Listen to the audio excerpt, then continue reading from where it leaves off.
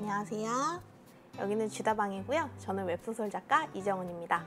오늘은 웹소설 꾸금 쓰는 법에 대해서 이야기해 볼 건데요. 현대 로맨스에서 꾸금이라고 하는 것은 시꾸금 씬을 말씀드려요. 다른 부분들은 다 잘 쓰시는데 우리가 유독 씬 쓰는 부분이 어렵다 하시는 분들 계시거든요. 그런 분들을 위해서 오늘 컨텐츠 마련해 봤고요. 자, 그럼 바로 들어가 볼게요. 첫 번째, 단어 수집입니다. 꾸금을 쓰시려면 단어부터 수집을 하셔야 돼요. 한 번도 꾸금 소설을 본 적이 없으시다 하는 분들은 분명히 인풋을 하셔야 되고요. 인풋을 하실 때는 씬 위주로 인풋을 하시면 좋아요. 거기서 단어나 어휘나 표현 같은 어떻게 서술하는가 그런 부분들을 위주로 보시면 되고요. 우리가 여러 가지 작품들을 접하다 보면 듣지도 보지도 못했던 단어들을 새로이 접하게 되기도 하고요. 남성과 여성의 신체 부위를 지칭하는 어떤 의학적인 단어나 명칭 같은 것들을 알게 되기도 하는데요. 그런 부분들을 마구마구 습득을 하시면 됩니다. 그래서 그렇게 습득을 하셨으면 이제 우리가 신쓰기에 들어가셔야 되잖아요. 그런데 만약에 우리의 남주와 여주가 서정적이고 굉장히 내 작품의 분위기가 정서적이다. 그렇다고 하셨을 때는 너무 자극적인 단어는 피하시는 게 좋고요. 그러나 남주와 여주가 굉장히 적극적이고 직진남적인 성격이 있다 라고 하셨을 때는 자극적인 단어나 강력한 표현을 쓰셔도 무방할 겁니다. 그렇게 해서 씬을 만드시면 굉장히 핫한 씬이 되시겠죠? 자, 두 번째, 개연성입니다.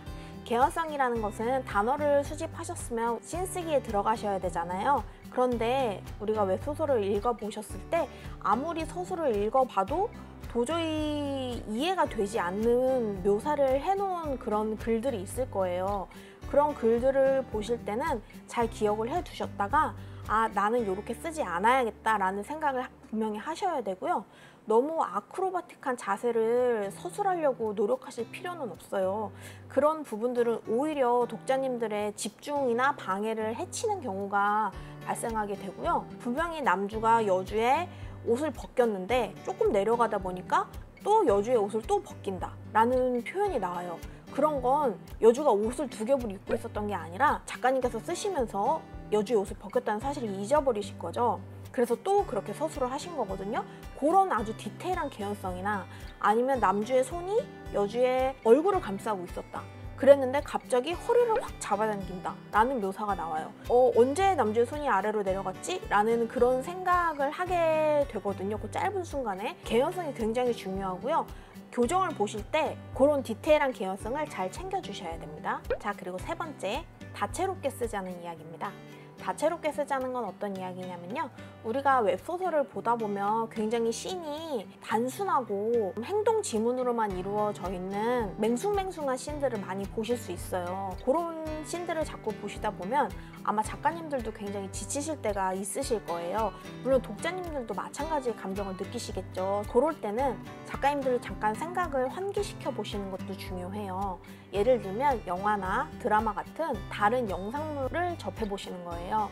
그런 영상 매체를 통해서 우리가 두 배우의 감정이나 느낌, 자세 같은 것들을 실제로 눈으로 보실 수도 있고요.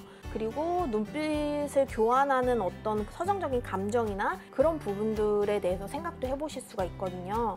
씬을 잘 쓰시는 작가님들을 보면 행동 지문만 쓰시는 게 아니라 감정 묘사나 두 사람의 감정의 얽힘에 대해서 굉장히 서술을 잘 하시는 분들이 계세요. 그런 분들의 씬이 되게 집중력이 높고 그리고 독자님들도 좋아하는 방향의 씬이거든요. 이게 여성향에서는 두 남자 여자와의 그 감정이 굉장히 중요하기 때문에요.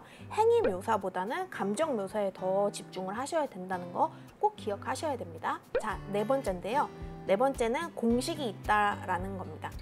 씬에도 분명히 공식이 존재를 해요. 키워드로 살펴보자면 전륜남, 순정녀 이런 것들이 키워드라고 할 수 있는데요.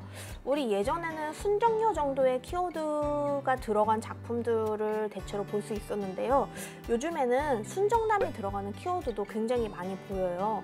그렇다는 것은 우리의 남녀주가 첫 경험이다. 그리고 서로가 서로에게 마지막 경험이다. 라는 그런 이야기를 뜻하는 거고요. 그리고 거기서 한 가지 더 더해서 남주는 첫 경험이어도 테크니션이어야 하고요. 전륜남이어야 합니다. 그게 우리 독자님들의 판타지니까요. 현대 로맨스에서는 그 굉장히 중요한 요소라는 거 꼭 기억해 주셔야 돼요. 마지막 다섯 번째, 도덕적 기준이라고 합니다. 도덕적 기준이라는 거는 굉장히 어려운 일이고요. 중요한 부분이라고 저는 생각을 해요. 우리가 15금에서 19금 사이에 분명히 신을 쓰게 돼요. 그런데 그 신을 쓸 때 자기의 도덕적 가치관이 없으면 자기 검열이 불가능하게 되거든요. 그랬을 때를 위한 도덕적 가치관을 세우셔야 된다는 거예요. 분명히 플랫폼이나 출판사에서도 그 부분에 대해서 통제를 해주시지만 우리가 우리 스스로 검열을 하기 위해서는 가치관을 세워 놓으셔야 되고요.